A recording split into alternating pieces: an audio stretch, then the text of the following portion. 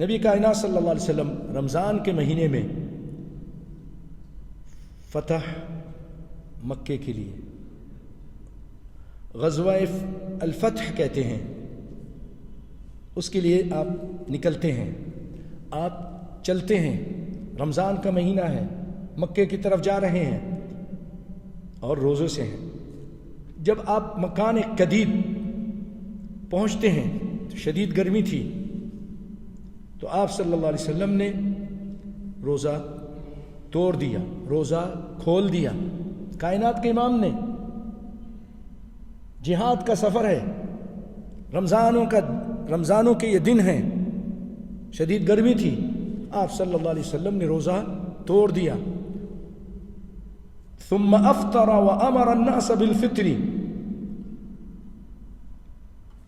اور لوگوں کو بھی آپ نے حکم دیا کہ روزہ توڑ دو۔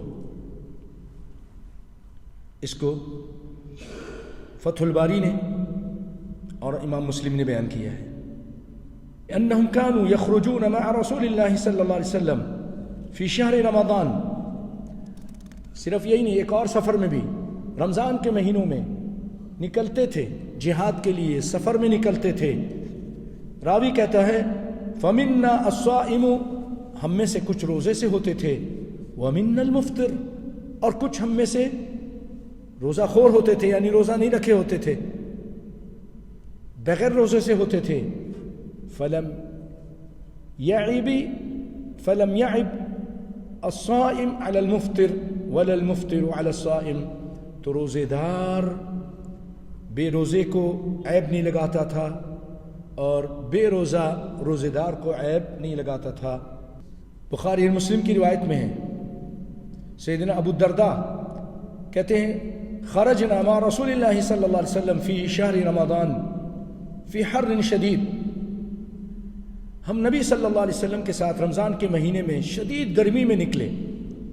اس قدر گرمی تھی حتی اذا کان احدنا لا يضع يده على رأسه من شدت الحر، اتنی شدید گرمی تھی کہ وہ اس گرمی کی وجہ سے اپنے ہاتھ کو اپنے سر پہ رکھتا تھا کہ کچھ ٹھنڈک، ہاتھ سے ٹھنڈک مل جائے۔ لا يضع يده على رأسه من شدت الحر وما فينا صائم الا رسول الله صلی اللہ علیہ وسلم وعبد الله بن رواحہ، ہم میں اگر کوئی روزے سے تھا تو صرف رسول کائنات صلی اللہ علیہ وسلم روزے سے تھے، اور عبداللہ بن رواحہ ایک بہت بڑے بہادر صحابی ہیں اور اللہ نے ان کو شہادت کا درجہ بھی دیا تھا۔ تو یہ صرف یہ دو شخصیت وہاں پر روزے سے تھیں، اور کہتے اتنی شدید گرمی تھی کہ باقی لوگ روزے سے نہیں تھے۔ بخاری مسلم کی روایت ہے۔ تو اس سے ہمیں پتہ چل رہا ہے کہ روزہ نہ رکھنا وہ بھی واجب نہیں ہے، روزہ رکھنا بھی سفر کی حالت میں ضروری نہیں ہے، مرضی ہے، اپنے جسم، اپنی طاقت، اپنے حالات کو دیکھ کر آپ فیصلہ کر سکتے ہیں۔